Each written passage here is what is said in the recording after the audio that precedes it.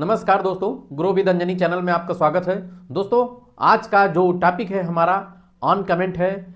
Question था हमारे viewer का कि सर मेरी एसआईपी 6000 की चल रही है। वो यही है कि 6000 की एसआईपी 6 साल चलाने पर चला करके उसको 6 साल के लिए और छोड़ दिया जाए तब कितना मिल सकता है। यहाँ दोस्तों बहुत ही आपको समझना है।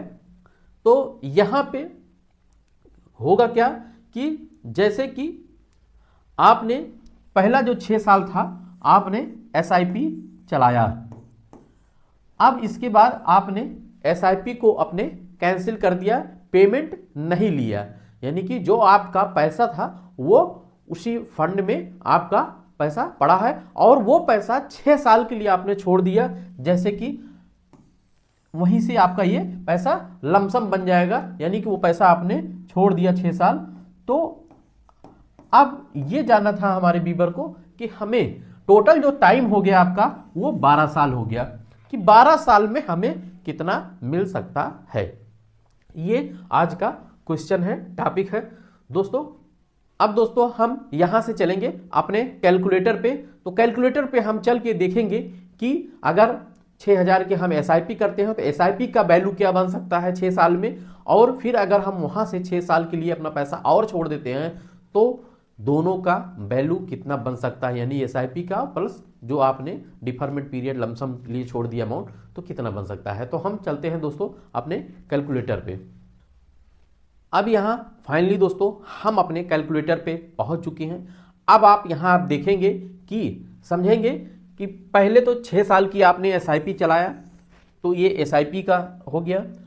कितना इंस्टॉलमेंट जाएगा, यानी कि 6 साल में आपका 72 इंस्टॉलमेंट जाएगा, यानी कि 72 महीने आपका एसआईपी जाएगा। मंथली आप एसआईपी जो करते हैं वो 6000 की करते हैं, और मंथली एसआईपी से जो आपका टोटल इन्वेस्टेड अमाउंट, यानी कि जो आपका एसआईपी के जरिए जो पैसा इन्वेस्ट हुआ वो आपका हो गया 4,32,000 रुपया आपका मूलधन हो गया, यानी कि जिसको पूंजी कहते हैं, अपनी खुद की सेल्फ कैपिटल। तो ये आपका मूलधन हो गया। अब यहां आप देखें कि जो आपने एसआईपी किया था, एसआईपी से कितना रिटर्न मिल सकता है। तो यहां हमने एसआईपी से जो रिटर्न लिया है वो पहला रिटर्न लिया है 10%। यहां जो हमने एक्सपेक्ट किया है रिटर्न पहला, तो वो आपका 10% है। अगर 10% आपका एसआईपी रिटर्न देता है 6 साल के लिए तो आपका पैसा बन सकता है 5,85,177 रुपया।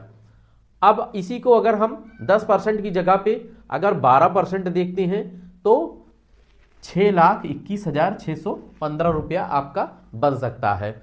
और अगर आपका फंड का परफॉर्मेंस 12% से चल के अगर 15% का भी रिटर्न देता है तो आपका एसआईपी का जो अमाउंट है वो आपका 6,80,385 रुपया बन सकता है। दोस्तों ये जो अमाउंट है वो आपके जो आपने एसआईपी चलाया 6 साल उसका एक एसआईपी का रिटर्न का अमाउंट है, मतलब टोटल अमाउंट है।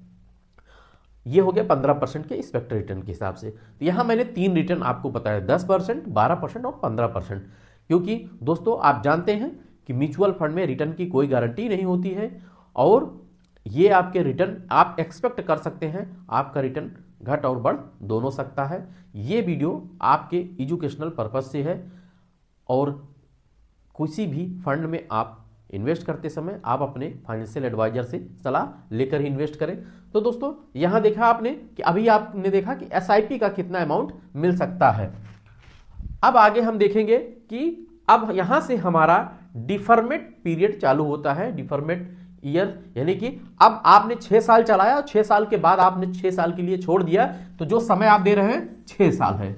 अब 6 साल समय छोड़ देंगे अगर, तो वही पैसा जो पैसा आपने यहां 10% एसआईपी पे आपने छोड़ा था वो पैसा अगर 10% के हिसाब से ही बढ़ता रहा तो 10% अगर रिटर्न आया तो वो पैसा आपका बन जाएगा 10,36,677 रुपया, मेच्योरिटी वैल्यू जिसको करंट वैल्यू कहा जाता है।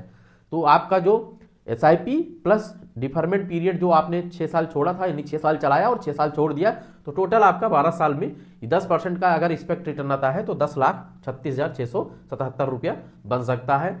और अगर यहाँ पे अगर 12% का एक्सपेक्ट रिटर्न आता है तो 12,26,958 रुपया आपका बन सकता है यहाँ पे। और अगर 15% के हिसाब से आपका 15,73,772 रुपया आपका बन सकता है। अब दोस्तों आप देखें कि यहां जो म्यूचुअल फंड का एवरेजिंग रिटर्न है वो 12% होता है एक्सपेक्टेड रिटर्न, और 12% पे आप देखें कि आपने जमा किया था, इन्वेस्टमेंट अमाउंट था आपका, ये था आपका 6,21,615 रुपया, ये आपका 12% के हिसाब से एसआईपी का अमाउंट हुआ। और यहां से वो अमाउंट बढ़ते बढ़ते आपने 6 साल यहां छोड़ दिया अगर इसको, तो यहां पे 12% पे आके 12,26,958 रुपया आपका बन सकता है यहाँ पे। अब दोस्तों यहां से हम कुछ फंड का लाइव रिटर्न डाटा देख लेते हैं, जो कि पीछे पास्ट में कौन से फंड ने कितना रिटर्न दिया है, क्योंकि हम यहाँ पे 2 रिटर्न देखेंगे। एक 6 साल के लिए एसआईपी का रिटर्न किस फंड ने कितना दिया है, और 6 साल के लिए लमसम का भी रिटर्न देखेंगे किस फंड ने कितना रिटर्न दिया है। फाइनली दोस्तों हम अपने एसआईपी के रिटर्न चार्ट पे पहुंच गए हैं। यहां मैंने दोस्तों इस मिड कैप कैटेगरी के फंड को मैंने सिलेक्ट किया है। अगर किसी की 6 साल की एसआईपी अगर किसी ने किया था, एग्जाम्पल के लिए है, आपके समझने के लिए है, यहाँ मैंने जो अमाउंट लिया है वो 1,000 रुपया है, तो 1,000 रुपये के हिसाब से आपका 12 छंग 72 यानी कि 72,000 रुपया आपका इन्वेस्टेड अमाउंट होगा। और वैल्यू आप देखें, यहाँ मैं आपको चार्ट दिखाने का मतलब ये है कि आपको एक नॉलेज मिले, जानकारी मिले अच्छी कि किस फंड ने कितना 6 साल में एसआईपी में रिटर्न दिया है। दोस्तों ये जो चार्ट है ये इस बात की गारंटी नहीं होती कि ये प्रेजेंट का है, आगे फ्यूचर में देगा या नहीं देगा, ये मार्केट के ऊपर निर्भर है। कोई जरूरी नहीं कि ये रिटर्न ही आगे दे, घट और बढ़ दोनों सकता है म्यूचुअल फंड में। तो यहां देखें दोस्तों, पहला जो फंड है Motilal Oswal mid cap fund. Mid cap fund Motilal Oswal 6 साल में आप 27% से ऊपर का रिटर्न फंड में दिया है 6 साल की एसआईपी में। अब दोस्तों दूसरा जो फंड है वो एचडीएफसी मिड कैप है। एचडीएफसी मिड कैप 26% से ऊपर का रिटर्न यहां दिया है, आप देख सकते हैं चार्ट में। और तीसरा जो फंड है इन्वेस्को मिड कैप फंड है। इन्वेस्को मिड कैप भी 25% से ऊपर का रिटर्न यहां पे दिया है एसआईपी में। और दोस्तों चौथा जो फंड है इडेलवाइज मिड कैप 25% का return. Nippon India growth mid cap fund 25% से ऊपर का रिटर्न यहां भी रहा है।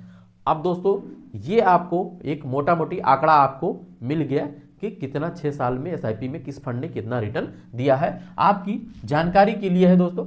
अब हम आप यहां से लमसम पे भी चलते हैं कि 6 साल के लमसम में कौन सा मिड कैप कितना रिटर्न दिया है। अब यहां दोस्तों हम अपने लमसम यानी कि जो आपने 6 साल की एसआईपी करके फिर 6 साल छोड़ दिया था, वही पैसा आपका लमसम बन जाता है, कन्वर्ट हो जाता है, फिर वो फंड में पड़ा रहता है, तब वो आगे आपको रिटर्न बना के देता है। तो यहां पे हमें देखना है, इस चार्ट के माध्यम से हम समझेंगे कि अगर हम 6 साल की लमसम में अगर इन्वेस्ट करते हैं किस फंड में तो कितना रिटर्न दिया है किस फंड ने। तो यहाँ जो पहला फंड आ रहा है लमसम में रिटर्न में Edelweiss mid cap fund. Edelweiss mid cap भी 25% से ऊपर का रिटर्न दिया है, आप देख सकते हैं। Motilal Oswal mid cap fund है जो कि लमसम में आपका 25% से ऊपर का रिटर्न दिया है 6 साल के समय में। अब तीसरा फंड है हमारा एचडीएफसी मिड कैप, 25% से ऊपर का यहाँ रिटर्न रहा है 6 साल में, आपका 1 लाख का 3,84,330 रुपया बनाया है।